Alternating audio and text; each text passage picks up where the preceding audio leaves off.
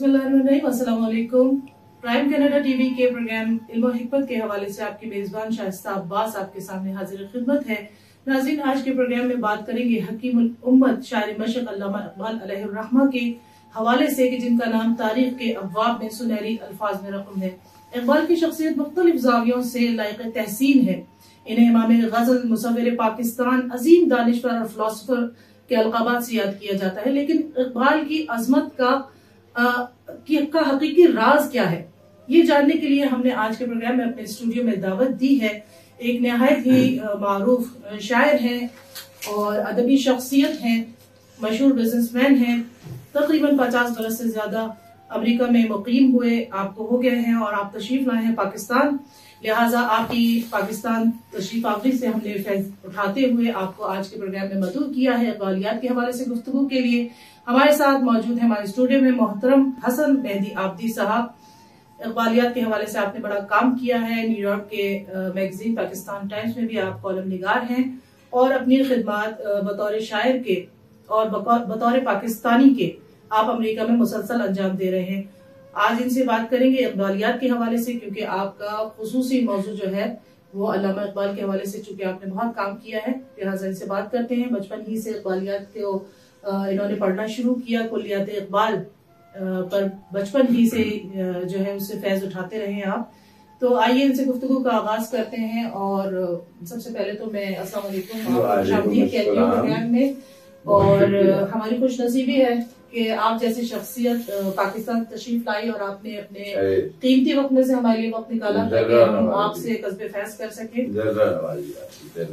तो बताइएगा कि सबसे पहले तो कुछ आप अपने हवाले से बताइए हमारे देखने वालों को प्राइम कनाडा टीवी के हवाले से, कि आप अपना पहले खुद इंट्रोडक्शन पेश कीजिए, इसलिए कि जिस तरह आप बयान कर सकेंगे उस तरह मैं बयान नहीं कर सकती। फिर उसके बाद हम बात करते हैं इकबालियात के हवाले से। कुछ अपने हवाले से बयान करें कि आप क्या काम कर रहे हैं। मतलब खास काम तो ऐसा एज पर से तो नहीं कर रहा हूँ, लेकिन मैं बेसिकली रिएक्शनरी शायर हूँ और रिएक्शनरी अदीब हूँ। मैं कोई गलत किस्म की कोई गलत बयानी अगर मैं देखता हूँ राइटिंग में, तो मैं उसको दुरुस्त करने की कोशिश करता हूँ। बुनियादी तौर पर नक़ाद भी हूँ और तस्हीह भी करता हूँ, तस्हीह निगार भी हूँ।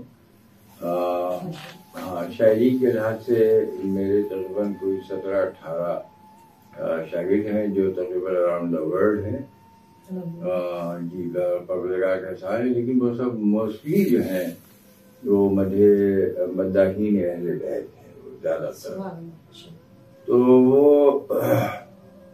इकबाल के मौजू की तरफ, जैसा कि आपने अभी फरमाया कि आज का जो है टॉपिक, तो मैं आपसे बिल्कुल साफ अल्फाज में कह दूं कि अगर आप जो है इसमें है कि भाई इकबाल, अल्लामा इकबाल को जाहिर है कि मैं बेतहाशा इज्जत करता हूँ, बहुत इज्जत करता हूँ। बिल्कुल उनके फारसी कलाम की जो उन्होंने मदीह बैत में कही है और उर्दू शायरी के लिहाज से भी कही है। लेकिन इत्तेफाक ऐसा हुआ कि मैं यहाँ से कुल्लियात इकबाल पढ़ता हुआ गया और मैं आपको अपने ज़ाती 2 तजुर्बात बता दूंगा। पहले दिन का, जब यहाँ से मैं तालीम के सिलसिले में गया था, तो पहले दिन जब हमारा वो हुआ इंट्रोडक्शन क्लास का, तो हम लोग कैफेटेरिया में गया। वहाँ पे काफी लोग बैठे थे, गोरे काले हर किस्म के लोग थे। वहाँ एक साहब मेरे सामने ही टेबल पर आके बैठ गए। उनका नाम था, गोरे थे वो, मतलब आर्यन नस्ल से थे। तो उन्होंने मुझसे सलाम अलैकुम कहा, तो मैं बड़ा खुश हुआ। मैंने कहा वालेकुम सलाम, कैसे हैं आप, क्या है क्या नहीं है। तो वो मैंने पूछा, मुझसे पूछा मेरा नाम, मैंने अपना नाम बताया। फिर मैंने उनका नाम पूछा। उन्होंने कहा कि शहबाज कुछ करके था, मुझे याद नहीं आ रहा है। तो मैंने शहबाज के नाम से गेस किया कि ये जो है ये जरूर मुसलमान है। تو میں نے ان سے کہا کہ سو یو مائی برادر. تو انہوں نے برجستہ کہا کہ I'm your classmate but I'm not your brother. تو جو فلسفہ مت تھا اس پر پہلا تیر اس دن چلا. میں آپ کو بالکل صحیح الفاظ میں بتا رہا ہوں, آپ چاہیے تو اس کو جس طرح سے کیجیے. تو ماں کی عظمت کا تو کوئی وہی نہیں ہے, یعنی اس میں he was very well known all around the world. اور ان کا کام جو ہے ٹرانسلیٹ ہوا ہے, ایون رشین زبان میں ہوا ہے, اور کرنے والوں نے ان کا جو ٹرانسلیشن ہے وہ بہت, مگر آپ جانتی ہیں کہ بہت پرانا محاورہ ہے کہ لاسٹ ان ٹرانسلیشن.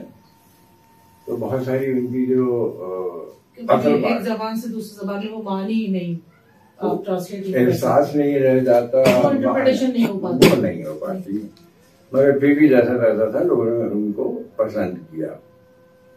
تو جب یہ پہلا مجھے یہ پتا چلا کہ بھائی یہ آدمی حالانکہ مسلمان ہے, اور وہ وہاں سے تھے جہاں آپ نے سنا ہوگا باسنیا والا سے کہیں سے تھا جی, تو وہ مجھے یہی سا لگا میں کہ یار تو یہاں پر ایک دوسرے کو برادر برادر کہتے ہوئے گئے. اور پھر یہ کہ علامہ صاحب نے فرمایا تھا کہ وہ ہے ایک ہوں مسلم حرم کی بات بانی کے. تو اب میں اسی امپریشن میں تھا. بہرحال مجھے وہ ہوا. پھر جب میں نے فردر ڈیپ ڈاؤن وہاں پر, پھر کینیڈا میں بھی میرا کافی انٹریکشن رہا ہے. آپ جو ٹی وی کینیڈا میں جیسے اختر آصف زیدی صاحب ایک ہیں, بہت مشہور شاعر ہیں وہاں کے, اور کمپوزر بھی ہیں. ڈاکٹر تقی عابدی صاحب کا آپ نے نام سنا ہوگا. تو یہ لوگوں سے میرا کافی انٹریکشن رہا ہے. تو وہاں پر بھی میں نے جب دیکھا کہ مسلمانوں کی سچویشن جو ہے وہ یہ ہے کہ ایک ملک کا مسلمان دوسرے ملک کے مسلمان سے کٹا ہوا ہے, بالکل کٹا ہوا ہے. بالخصوص پاکستانی مسلمان سے کٹا ہوا ہے, می بینگ فرام پاکستان. تو بہرحال تو ونس اگین میں آپ سے جیسا کہتا ہوں کہ علامہ اقبال کی جو وہ تھی, جو عظمت ہے اپنی جگہ کے اوپر, اور جو ان کا فلسفہ ہے, اور جو بہت ساری ایسی چیزیں ہیں, ملت مسلمہ کی بیداری کے لیے جو انہوں نے بہت کہا, اور جس طرح جو تنزلی کے ترقی کے اسباب بھی بیان کیا, پھر تنزلی کی طرف بھی اشارہ کیا کہ اس کی کیا محرکات تھی, اور کیوں مسلم امہ جو ہے وہ کیوں تنزلی کا شکار ہے. اس کو جس خوبصورتی کے ساتھ انہوں نے بیان کیا, بہت خوبصورتی سے بیان کیا. اور کاش کہ آج وہ زندہ ہوتے تو اس تنزلی کا کیا اسٹیج ہو گیا ہے, کیا اسٹیج ہو گیا, وہ تو فردر اور ڈیٹیریٹ ہو گیا ہے, بہت بہتر ڈیٹیریٹ ہو گیا.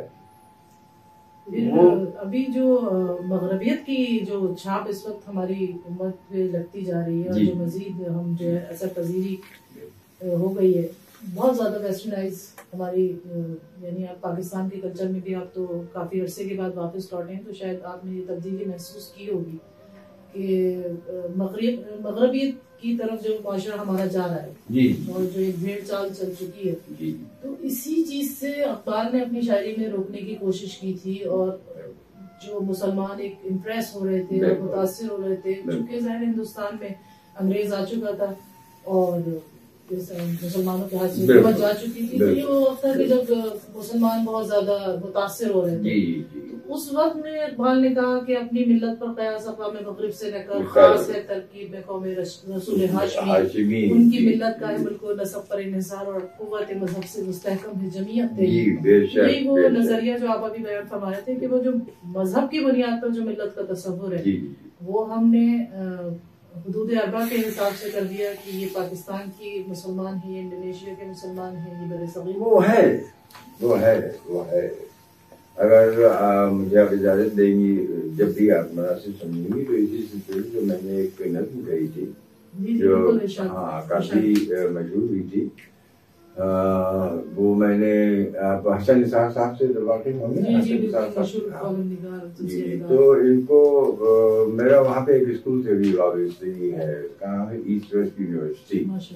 تو دیکھیے جو ایک سینسٹیو انسان ہوتا ہے اور جو معاشرے میں جو کچھ وہ دیکھ رہا ہوتا ہے، ظاہر اپنی آبزرویشن کی بنیاد پہ علامہ اقبال نے بھی جو کچھ دیکھا اسی کو اپنی شاعری میں وہی معاشرے کا رنگ ہی جھلکتا ہے. تو آپ نے بھی یقیناً حتمی طور پہ حساس دل اگر آپ رکھتے ہیں، اور جیسا کہ ظاہر ہے کہ ایک شاعر کا دل بڑا حساس ہوتا ہے اور وہ معاشرے کو جو دیکھتا ہے تو وہ اس حساس دل کی نگاہ سے دیکھ رہا ہوتا ہے. بے شک. تو وہاں انہوں نے ان کا جو ٹاپک جو تھا وہاں پر حسن نثار صاحب کا ایز یوزول انہوں نے ان کو ڈاؤن کرنا، ان کو اٹھانا، وہ جو جس طرح سے کرتے ہیں وہ، اور مجھے وہ انداز جو ہے وہ تھوڑا بہت پسند بھی ہے، اس لیے کہ وہ آدمی سچ بہت بولتا ہے. جہاں تک میرا اچھا حقیقتیں جو ہیں مسلمان کی بڑی بہت ہوتی ہے. مثال کے طور پر پاکستان میں آتا جاتا رہا ہوں، 50 سال کے بعد نہیں آیا ہوں، میں ہر 3-4 سال کے بعد میں آتا رہتا ہوں. ماشاء اللہ سے میرے بھائیوں کے بچے ہیں، ان کی شادیاں ہوتی رہتی ہیں اور میں آتا رہتا ہوں ان میں. تو بہرحال وہ جو تلخ حقائق کی جو بات ہے مثلا دیوی صاحبہ، ان کی 2-4 جو ہے پھر جب مسلمانوں کی بیسک جنگیں جو ہوئی یا مسلمانوں کے ایران عراق کی جنگ ہوئی، پھر اس کے بعد افغانستان میں جنگ ہوئی، پھر عراق کی جنگ ریسنٹ کے حوالے سے، تو میں نے سمجھا کہ اگر علامہ اقبال صاحب ہوتے تو بہت ہی مطلب بہت ساری چیزیں نہیں بہت ساری چیزیں واپس لے لیتے جو والی جو وہ ظاہر ہے کہ وہ انہوں نے اس وقت جو خدا نخواست سے معافی مانگ کر کے ان کے تمام چاہنے والوں سے I'm not trying to put him down، لیکن ان کا جو دنیا سے جو انٹریکشن تھا بڑا لمیٹڈ تھا. جرمنی میں وہ رہے یا پاکستان میں رہے بیفور وہ جو ہے ڈویژن. ساؤتھ امریکہ میں انہوں نے نہیں دیکھا، نارتھ امریکہ میں انہوں نے نہیں دیکھا، کینیڈا میں انہوں نے نہیں دیکھا، انڈیا کو دیکھا بالکل. لندن میں بہت مختصر پڑھایا بھی انہوں نے، لیکن بہت مختصر وقت کے لیے. لیکن انٹریکشن جو ہوتا ہے محترمہ زیدی، وہ جو اپر کلاس کریم ہوتی ہے اس کا آپس میں جو ہے that doesn't mean any thing. Interaction جو ہے جو سڑک پہ چلتا ہوا ایک آدمی عوام کی سطح پہ آ کے اس سڑک پہ چلتا ہوا دوسرا آدمی، تو وہ صحیح معنی میں میجرمنٹ ہوتا ہے.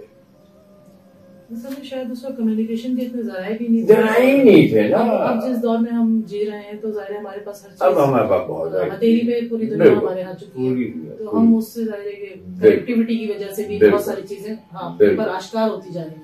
بالکل آہستہ آہستہ کھلتی جا رہی ہے.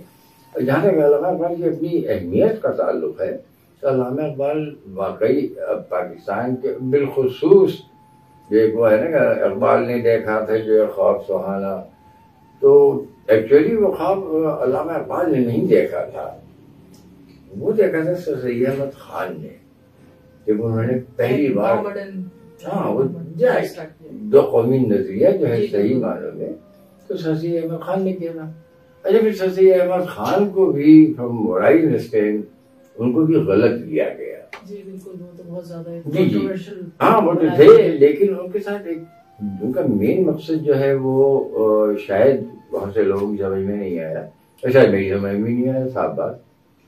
لیکن ایک چیز یہ ہے کہ میں سمجھتا ہوں کہ ان کا علی گڑھ یونیورسٹی کا قیام جو تھا وہ پاکستان ہندوستان کا ڈویژن نہیں تھا، اور جب انہوں نے دو قومی نظریہ کا پیش کیا تھا تو شاید یہ بات ان کے سامنے رہی ہوگی کہ جو انہوں نے اس کو فرنٹ کے طور پہ پیش کیا تھا.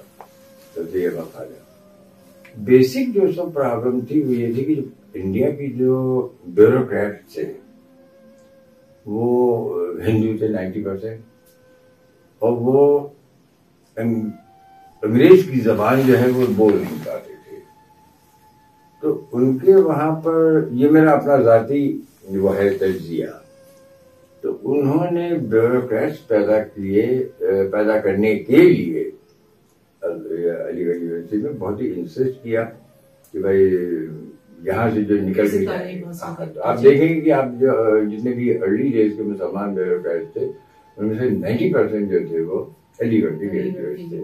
اچھا یہی ہوا کہ پھر اس میں سے علی گڑھ کے جو ٹاپ بیوروکریٹس تھے ان میں سے بہت تھوڑے سے لوگ جو ہے جب یہاں آ سکے. حاجی مرزا ہوئے صاحب اس ٹائپ کے تقوی صاحب وغیرہ, تو وہ لوگ بہت تھوڑے سے لوگ تھے جو یہاں آ سکے. زیادہ تر مسلمان بیوروکریٹس نے ڈیسائڈ کیا کہ وہ وہیں رہیں گے. تو وہ جو ہے جو قومی کو جو سوری ٹو انٹرپٹ یو کہ اقبال کو جو مصور پاکستان کہا جاتا ہے وہ اس بنیاد پہ کہا جاتا ہے کہ جو علاقے پاکستان میں اس وقت شامل ہیں ان کے لیے انہوں نے جو ہے وہ اشارہ فرمایا تھا کہ یہ علاقے جو ہیں وہ مسلم اکثریت علاقے ہیں تو شامل کیا. میرے خیال میں اس بنیاد پہ ان کو مصور پاکستان کہا جاتا ہے, نہ کہ اس بنیاد پہ کہ وہ دو قومی نظریہ یا جو بھی تحریک پاکستان کی اس کے جو بنیادی محرکات تھے. وہ تو دیکھیے بہت ہی آبویس تھا نا, یہ تھا کہ بھائی جن ایریاز میں مسلمانوں کی اکثریت ہے وہی لے جائیں گے. حیدرآباد بھی originally Hyderabad Deccan was originally a part of Kashmir جو ہے واز اوریجنلی اے پارٹ اسی میں پاکستان کا جہاں مسلمان کی اکثریت تھی. لیکن وہ بہرحال سر یہ تھا مخال کی گوئنگ بیک ٹو ہم کہ انہوں نے جو بیوروکریٹس پیدا کیے تھے تو پھر وہ پاکستان صحیح معنی میں ان سے فائدہ نہیں اٹھا سکا. اگر وہ بیوروکریٹ سارے کے سارے مسلمان آ جاتے پاکستان میں تو پاکستان کوئی نہ کوئی ڈیپینڈ کرتی, ان کے ہاتھ میں ہوتی, ان کے ہاتھ میں. کوئی دنیا کے ہر ملک میں بیوروکریٹس ہیں وہی ہوتے ہیں, ملک کے اثر وہی ہوتے ہیں. تو اب یہ کہ علامہ اقبال صاحب نے کیا کیا کہ اس کو ایلیبریٹ کیا اس چیز کو. تو یہ کہنا کہ اقبال نے دیکھا تھا یہ خواب ہے, اقبال نے تھوڑی دیکھا تھا, وہ تو سزی اقبال دیکھ چکے تھے. علامہ اقبال نے اس کی تعبیر پیش کرنے کی کوشش کی تھی اور بہت ہی عمدہ طریقے سے پیش کی تھی. آج کل میں ان شاعروں سے خاص طور پہ جو فیس بک پہ ہے اور ادھر ہے جو غزلیں کہتے ہیں پاکستان کے ہیں, تو میں کئی دفعہ ان سے کہتے ہوں کہ دیکھو بھائی یہ غزلوں کا ٹائم نہیں ہے. آپ جانتے ہیں کہ کیا اقبال جو ہے وہ اپنی غزلوں کے لیے مشہور ہے. ہاں غزل کہا جاتا ہے لیکن ان کی غزلیں کس معیار کی ہیں اور اس میں جو موضوعات ہیں غزل کی وہ بالکل تھوڑی سی ہے, زیادہ نہیں ہے. زیادہ تر تو ان کی نظمیں ہیں جو مشہور ہوئی, جو بیداری جنہوں نے پیدا کیا. تو اب یہ کہ میں لوگوں سے کہتا ہوں بھائی نظمیں کہو, نظم کہو, نظم جو ہے نظم کہو. ہاں اگر بیداری کرنا چاہتے ہو, ورنہ تو پھر وہی بات ہو جائے گی کہ آخری مومنٹ میں بحث ہو رہی تھی کہ کوا جو ہے وہ حلال حرام ہے. کبھی آپ غزل کے اس میں چلے جائیں گے تو پھر غزل کے ساتھ تو پھر شغل بھی ہوتا ہے, پتہ نہیں کیا کیا بہت سب کچھ ہوتا ہے. اچھا یہاں میں کہوں گی آپ سے کہ اقبال نے جو عشق و عقل کا تصور پیش کیا ہے, جو فلسفہ عشق و عقل ہے اقبال کی کلام میں, اس کے حوالے سے کچھ ہمارے پرائم کینیڈا ٹی وی کے ناظرین کو بتائیے گا کہ یہاں عقل سے مراد کیا ہے اور عشق سے مراد کیا ہے, اور کس طرح عقل و عشق کی منزلیں الگ الگ ہیں, اور کس طرح جو اقبال نے اس میں پیش کیا ہے کہ جس طرح کہا کہ بے خطر کود پڑا آتش نمرود میں محو تماشائے لب بام ابھی. تو یہاں ایسا معلوم ہوتا ہے جیسے عشق اور عقل جو ہے وہ دو آپس میں متصادم ہیں. تو یہ تصور کیا ہے ذرا؟ میرے خیال میں وہ انفلوئنس ہے شاید کلام پاک کی ان آیات سے جس میں شاعروں کو مجنون کہا گیا ہے. عقل ہے محو تماشائے لب بام ابھی. تو وہ اسی لیے ہے کہ آپ کو اگر کچھ کرنا ہے, جیسے مسلمانوں نے ارلی ڈیز میں, علامہ اقبال وہاں سے میرے خیال میں انہوں نے لیا ہے, ارلی ڈیز میں وہ یہ نہیں سوچتے تھے کہ اس کے کانسیکوینسز کیا ہوں گے کیا نہیں ہوئے. اسپین پہ حملہ کر دیا اور وہاں کا میری پورا عربین پینسلا جو تھا اس کے بعد قبضہ کر لیا انہوں نے. تو اس میں پیٹ پہ پتھر باندھ کر وہ یہی تھا کہ اگر عقل سے سوچا جاتا تو 313 آدمی 1000 آدمی کے لشکر سے نہیں لڑ سکتے.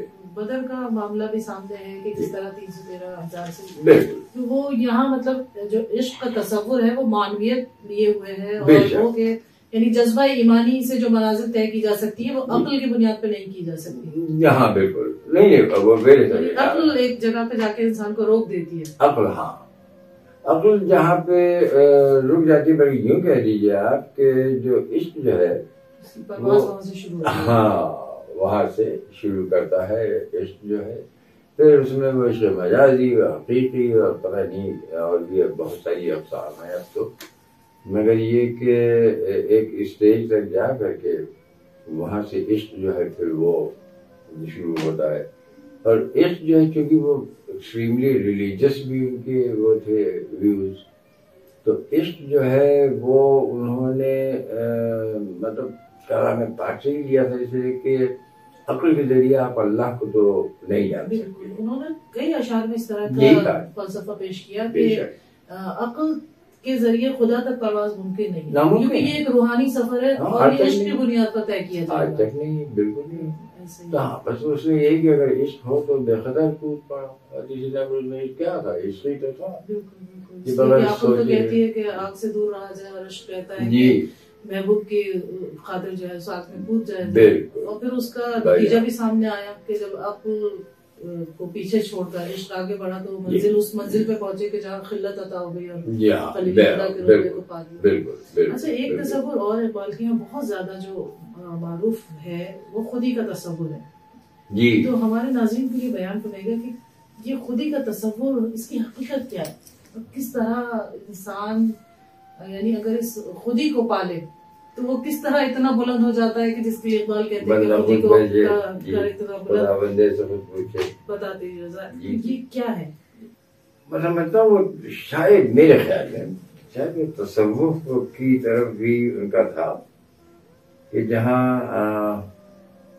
پاکستان میں ہی بہت بڑے بڑے صوفی گزرے ہیں تو وہ شاید ان سے بھی بہت متاثر تھے. مولانا جلال الدین رومی سے.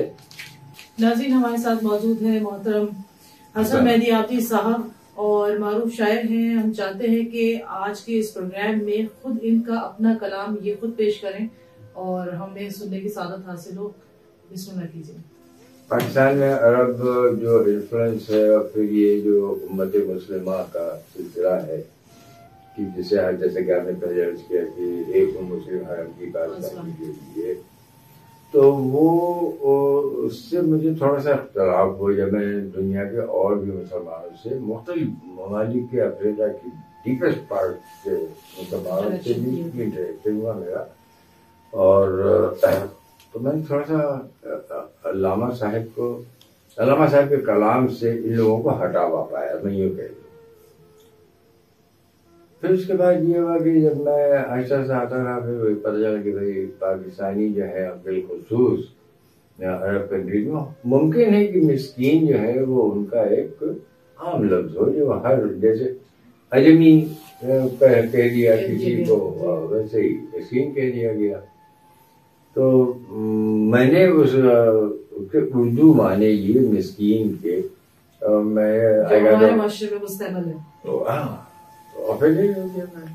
تو اسی پہ میں نے کہا تھا کہ اگر عرض ہو اجازت ہو تو عرض کرنا.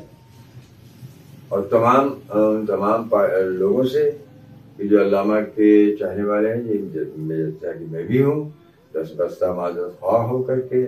اور پھر جو ہے میں یہ بات کہہ رہا ہوں شاید آپ جو ہے اگر میرے نقطۂ نظر سے دیکھیں شاید ممکن ہے، بہت ممکن ہے شاید چلیے اس کو موسٹ پرابیبل کر دوں انگریزی میں.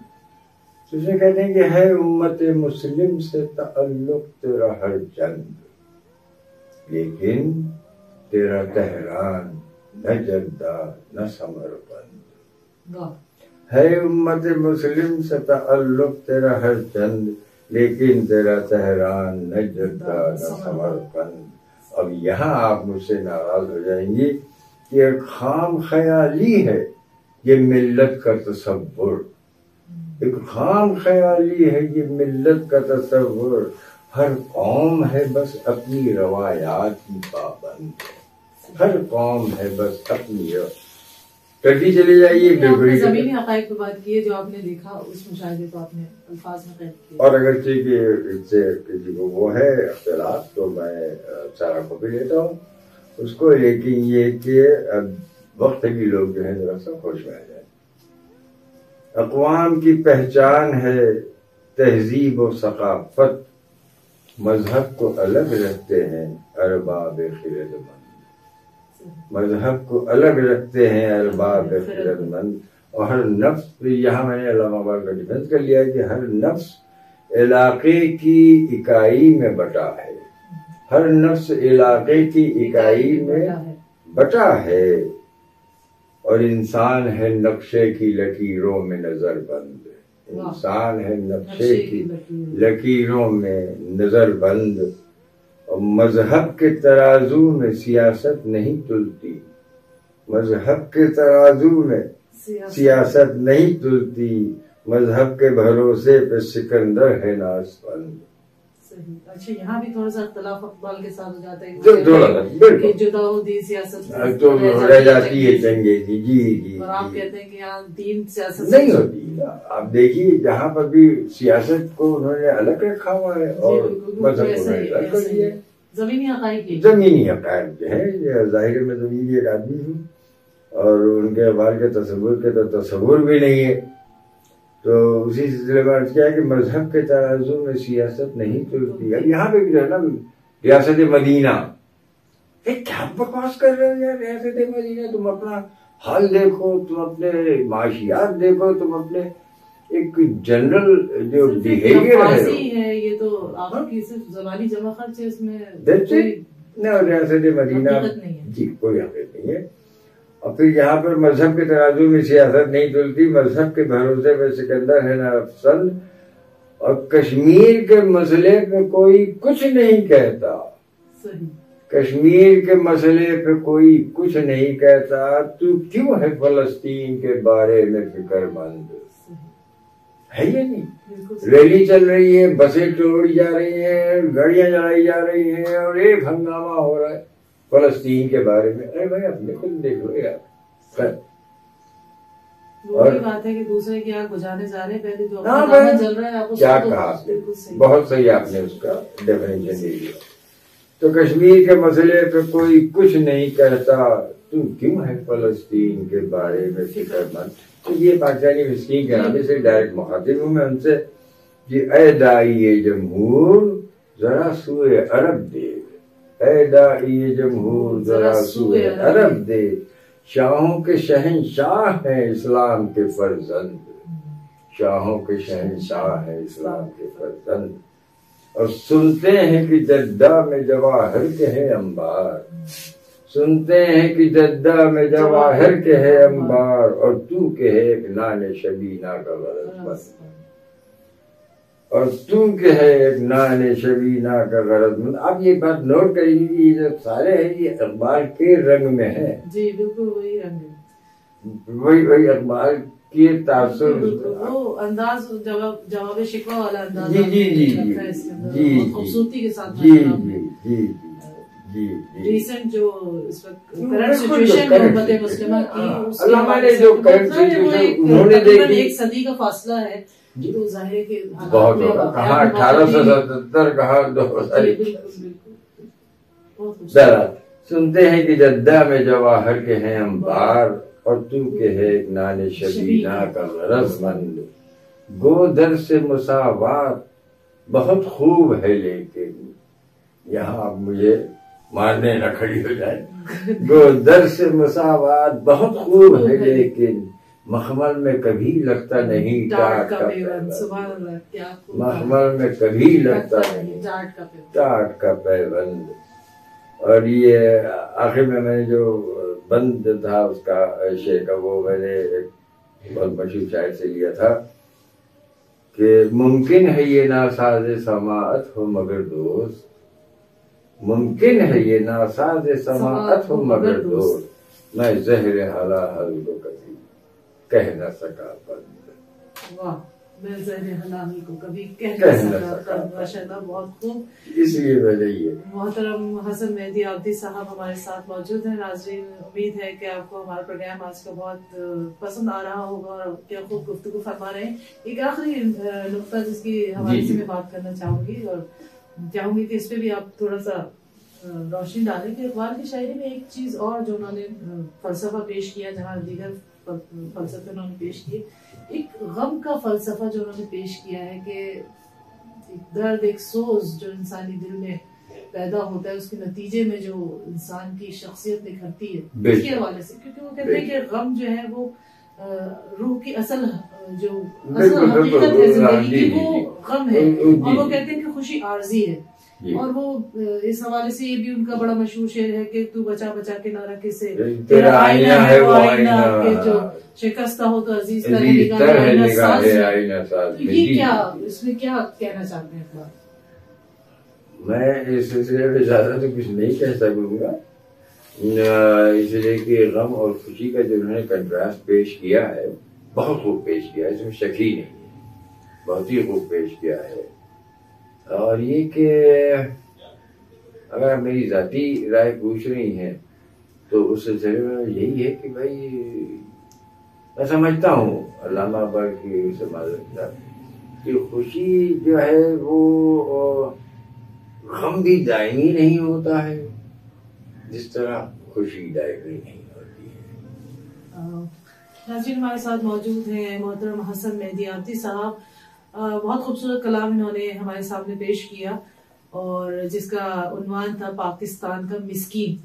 اور اب ہم چاہیں گے کہ پروگرام کے آخر میں ایک اور کلام ہم ان سے سننے کی سعادت حاصل کریں. یہ بھی بہت خوبصورت کلام ہے چونکہ پروگرام اقبالیات کے حوالے سے ہے اور محترم حسن مہدی عابدی صاحب نے اقبالیت کے حوالے سے کافی کام کیا ہے.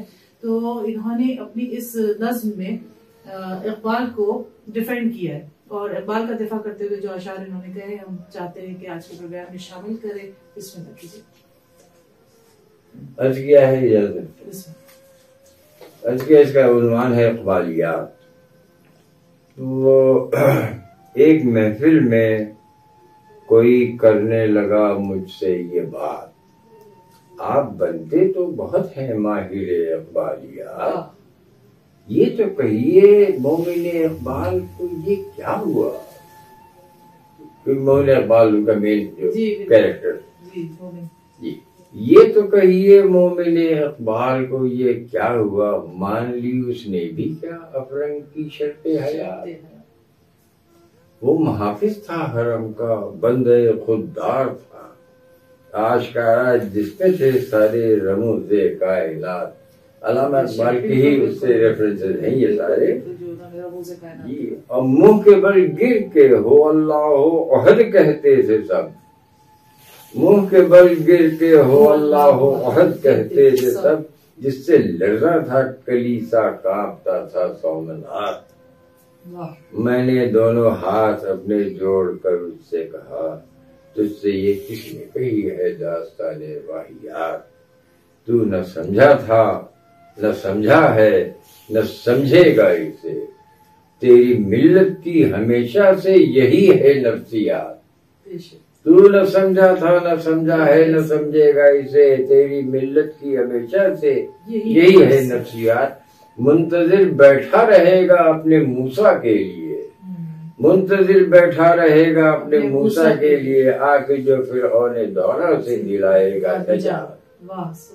اور مشورہ دیتا ہوں تجھ کو پھر سے پڑھ اقبال کو, مشورہ دیتا ہوں تجھ کو پھر سے. ہاں کیونکہ اس نے کہا نا کہ یہ تو کہیے مومن اقبال کو سرسری پڑھا ہے ذرا. جی جی مشورہ دیتا ہوں تجھ کو پھر سے پڑھ اقبال کو, ڈھونڈ ان اوراق میں اپنی رہائی کے نکات. تو ہے آپ اپنا مسیحا جز تیرے کوئی نہیں, مومن اقبال سے مقصود ہے تیری ہی ذات, مومن اقبال سے مقصود ہے تیری ہی ذات. اور جھانک کر اپنا گریباں دیکھ تو مل جائیں گی تیرے اندر مومن اقبال کی ساری صفات. واہ واہ کیا کہنے ہیں. محترم حسن مہدی عابدی صاحب ہمارے ساتھ پروگرام میں شامل تھے. اور ناظرین امید ہے کہ آپ کو آج کا پروگرام پسند آیا ہوگا. پروگرام کے اختتام پر بہت ہی خوبصورت اقبالیت کے حوالے سے آپ نے اپنی نظم پیش کی. امید ہے کہ آج کے پروگرام سے آپ محظوظ ہوئے ہوں گے. اس کے ساتھ ہی ہمارے پروگرام کا وقت اب ختم ہوا چاہتا ہے. اپنی میزبان شائستہ عباس کو اجازت دیجیے. اللہ حافظ.